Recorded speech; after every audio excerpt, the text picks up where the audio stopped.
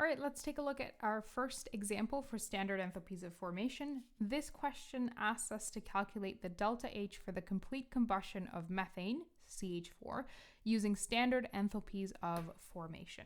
So most of the time in these questions, they will tell you what method you're using, right? Which way of finding delta H you're using. So in this case, they've told us we're using standard enthalpies of formation.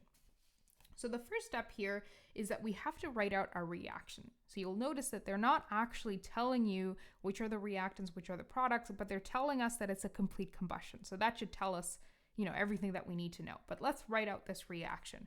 It is CH4 gas, and complete combustion means that it reacts with O2 to form CO2 gas plus H2O gas.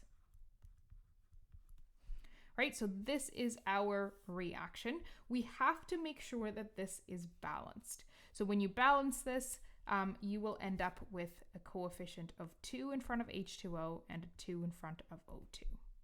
Now, given the information that we've gone through in our introduction, maybe you can pause this video, try and identify the standard enthalpies of formation for all the reactants and products, and find the delta H yourself, and then maybe just check over your answer as we're going through it.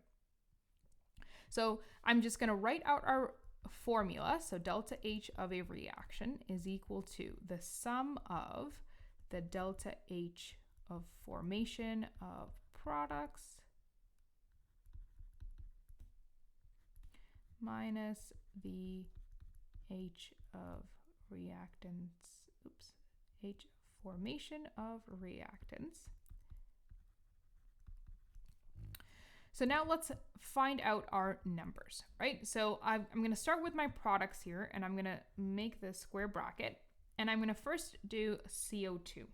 And there is 1 mole of CO2, so I'm going to write that here. So 1 mole times the standard enthalpy of formation of CO2 gas specifically is negative 393.5 kilojoules per mole, right? So my moles will cancel out. So that's my CO2 down there, plus H2O. So in terms of H2O, we've got 2 moles of H2O, and we're looking at H2O gas. So the enthalpy of formation of H2O gas is negative 241.8 kilojoules per mole, right? And in the same way, my moles cancel out, and those are my products. I'm going to close my bracket there. So we've finished up our first part of this equation. Minus, we're looking at our reactants. So I'm going to start with CH4.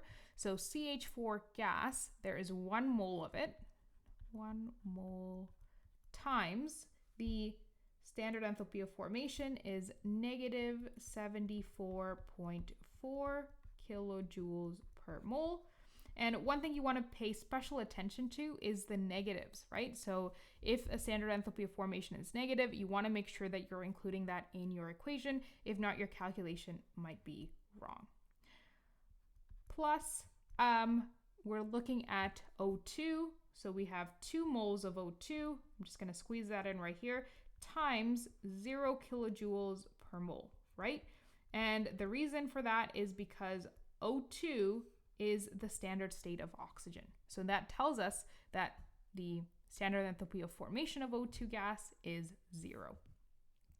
So after we complete all of our calculations, for the first part, you end up with negative 877.1 kilojoule minus negative 44.4 kilojoules, right? And remember that we've canceled out all of our moles here, right? And that's the purpose of multiplying by our coefficients or multiplying by the number of moles, is so we can do that.